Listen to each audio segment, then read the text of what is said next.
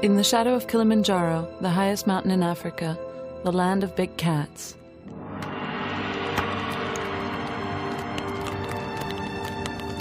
a brush fire broke out, forcing all life on this earth to flee.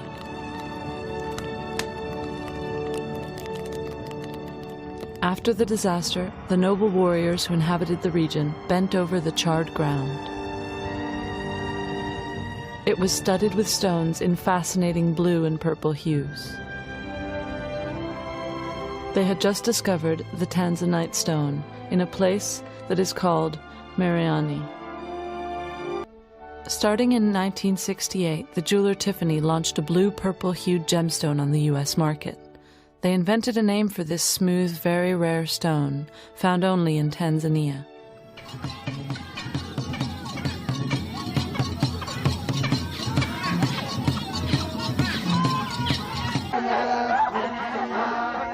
An ethnic group of shepherds have settled on the large plateaus in the interior of the country, the Maasai.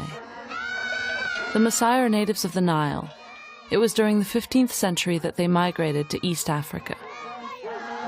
The Maasai, known for being brave warriors, it is in their territory that Tanzanite can be found today, the stone now called sky blue.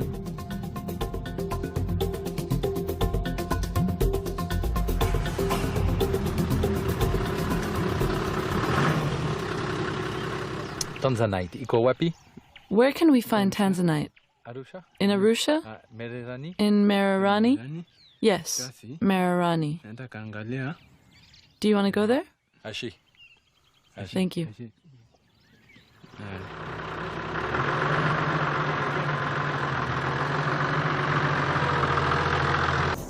The mines are located east of the Serengeti and the Ngorongoro crater. In these 20,000 square kilometers, animals do not know the boundaries of men.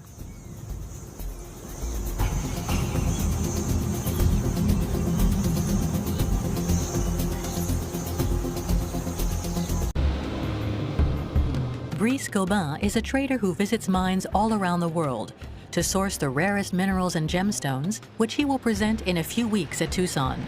This is why he has come to meet the management of the Tanzanite 1 company at the Marilani site, a few miles from Arusha, the country's second city.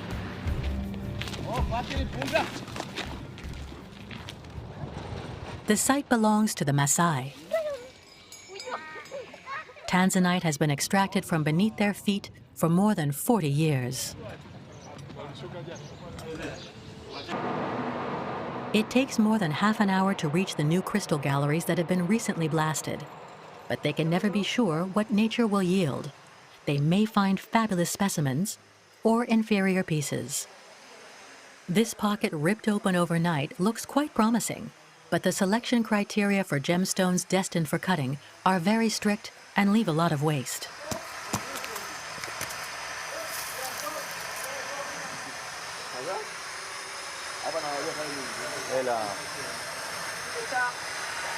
Super.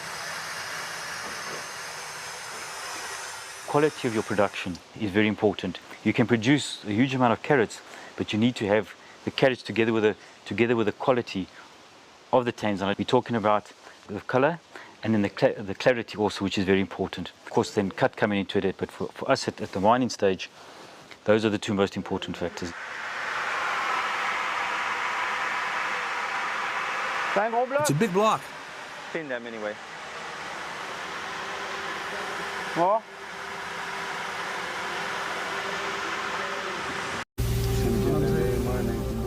The electric light gives this stone mauve shades. Along the axis at which one looks at the crystal, it may seem blue, purple, or red. The scientific name of this stone is zoisite, from the name of an Austrian mineralogist, von Zeus. It is usually brown and sometimes green, and is found everywhere in the subsoil of our planet.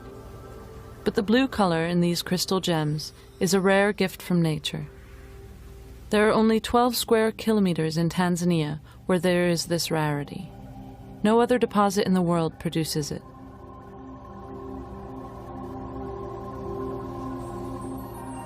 About 600 million years ago, tectonic movements created fractures and folds. the areas of low density formed at the elbows due to folding. From the depths, a fluid rich in hydrocarbons containing vanadium migrated. Substances in the fluid are concentrated and localized in these elbows. Calcium, aluminum, silicon, oxygen, hydrogen, and vanadium have organized to form crystals of brown Tanzanite. In the elevated temperatures of around 600 degrees Celsius, the vanadium was transformed. This transformation gave Tanzanite its blue color.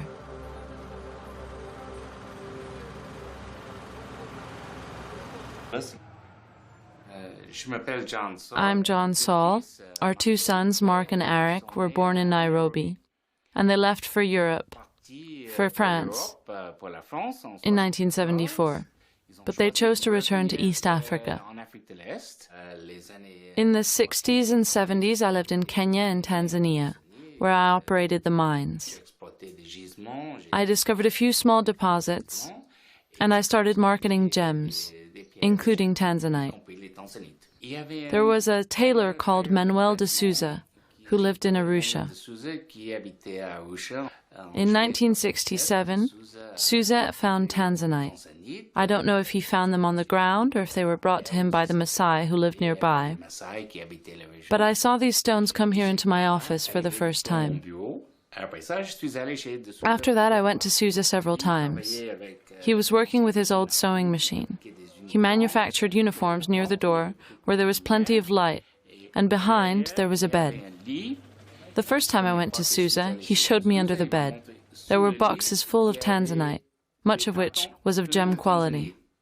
But then I went a second time. The bed was raised. He slept raised up because there were more and more boxes under the bed. And the third visit, the bed was very high. He needed a chair to climb into his bed. I exported these stones to the US. Troisième visite, le lit était vraiment très élevé. Il avait besoin d'une chaise pour monter dans son lit si c'était bien là où il dormait. I exported these stones here to the US. My father, who was the president of Saks Fifth Avenue, which was almost right next to Tiffany's, he went to Tiffany to see if they wanted to sell it. The answer was yes.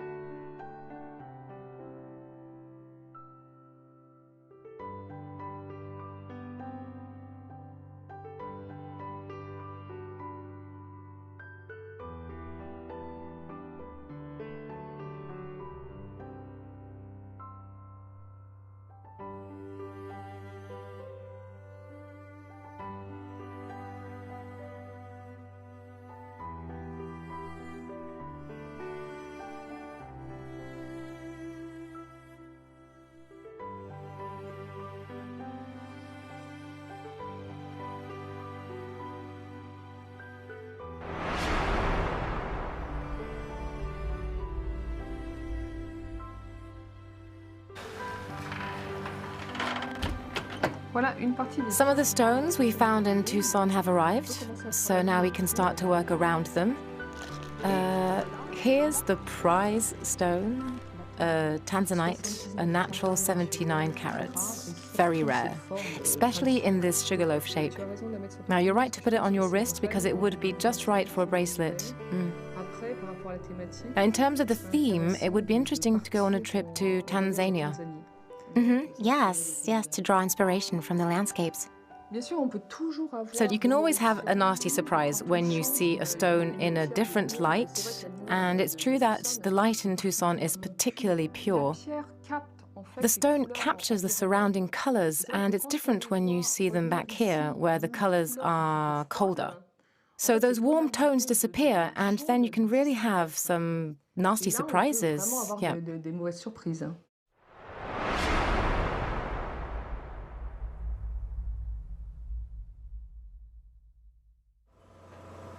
To avoid any sort of nasty surprise, each stone is assessed by a specialist laboratory. The aim of what we do is to analyze the stones. The most important factor for our clients is the presence or absence of treatment. We know that many stones are heated, treated, or otherwise modified to enhance them. Here we have an exceptional stone, an exceptional Tanzanite, which was sent to us by a major jeweler, who of course wants to verify its nature. We can confirm whether it is indeed Tanzanite. Then we can use our instruments to check for the presence or absence of treatment. The main stages of this are weighing, various other measurements, and taking photographs. And then we'll move on to some more complex apparatus for some deeper gemology to verify the presence or absence of treatments. So there are various stages of analysis to confirm the stone's true nature. At Cartier, a stone is not just a stone. There is also everything it evokes: a country, a tradition, a history. The designers draw inspiration from this to produce the first stage in the life of a piece of jewelry. So I decided to hold the stone on each side by sections that are like slabs to give the impression that the stone is bursting out from the snowy top of this mountain. Yeah, I really get what you're trying to do there. That's really interesting, the evocative power that you've given it in relation to the mountain. You can really see it surging up. That's exactly what it needs. That's all just perfect.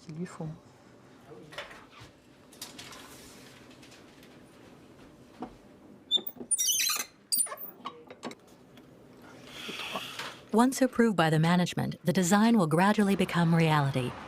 Regardless of its complexity, it can take more than a year to produce such a piece.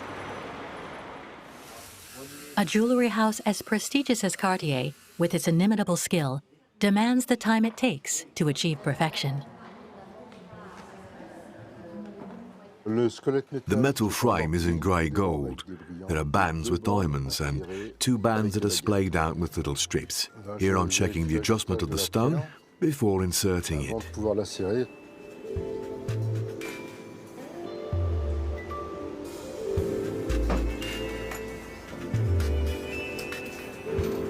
And it's perfect.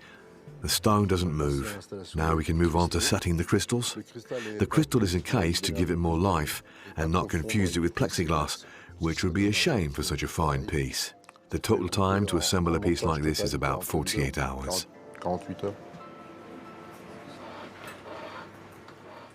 Jewelry to which we have dedicated months of work go out of the door means that the piece has been immediately accepted and loved. That means it touched someone's heart, but above all it means we were not wrong, and that a love affair which is over for us is a love affair that is beginning for someone else. Over and over, history carries on. There's no reason to become attached.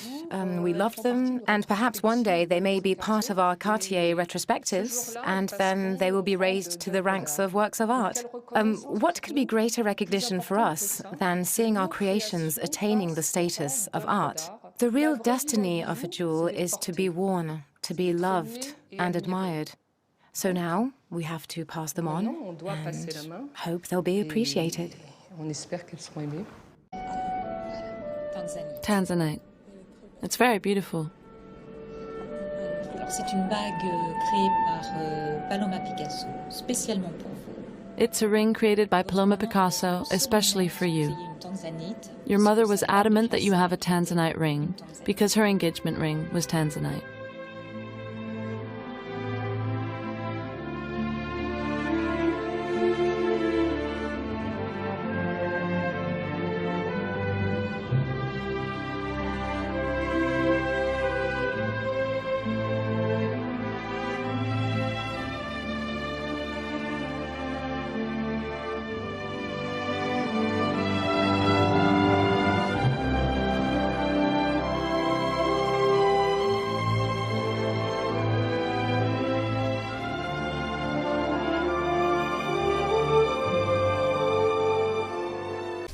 Tanzanite is an incredibly rare and incredibly beautiful stone only found in a small mining area near the Mariani Hills in Tanzania. It belongs to the epidote mineral group and consists of stunning blue and violet coloring caused by the zoisite mineral and small volumes of vanadium. It was formed during the mid-Ediacaran period about 585 million years ago by plate tectonic activity and heat in the area around Mount Kilimanjaro. Depending on how you turn the stone, you can note shades of blue, burgundy, and violet. It looks even more violet when viewed under fluorescent lighting. When it's in its rough state, it's more of a reddish-brown color with some clearness. Heat treatment removes that brown exterior to bring out the blue and violet hidden within. Tiffany Co came up with the name Tanzanite, naming it after the country in which it was discovered. Tiffany Co introduced it to the market in 1968 and didn't think blue-violet zoisite was going to be all that consumer-friendly in their marketing department. In 2002, Tanzanite was chosen as the December birthstone, a decision made by the American Gem Trade Association. Crystals channel, my name is AJ, and today we are going to be learning about Tanzanite, the meaning and spiritual properties of this interesting stone, as well as some of its history and how to use it. Tanzanite is a good stone for communication. The energies of this crystal will allow you to release tension and focus wholly on what you should do. It is good for the eyes and the skin, and it helps with exhaustion. It works on the chest, the head, and the throat. Tanzanite can help detoxify the system and purify the blood. It can increase fertility and help with fertility treatments. Tanzanite can help in relieving anxiety and stress, and it is effective against chronic fatigue syndrome. Tanzanite is a heat-amended stone that has a high vibration, facilitating in deep meditative and altered states.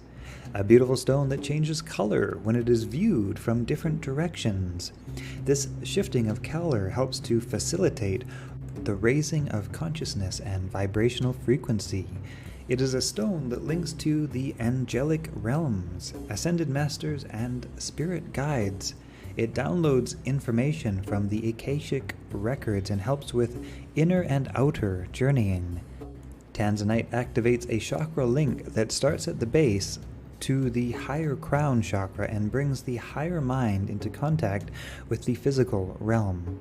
It dissolves old patterns of karmic dis-ease, helping to create space for new patterns to be integrated. The chakras activated by Tanzanite include the third eye, the crown, and the throat chakra. And the astrological signs for the stone include Gemini, Libra, and Sagittarius. Tanzanite was first discovered in the foothills of Mount Kilimanjaro in Tanzania in 1967, and you can only find Tanzanite in Tanzania.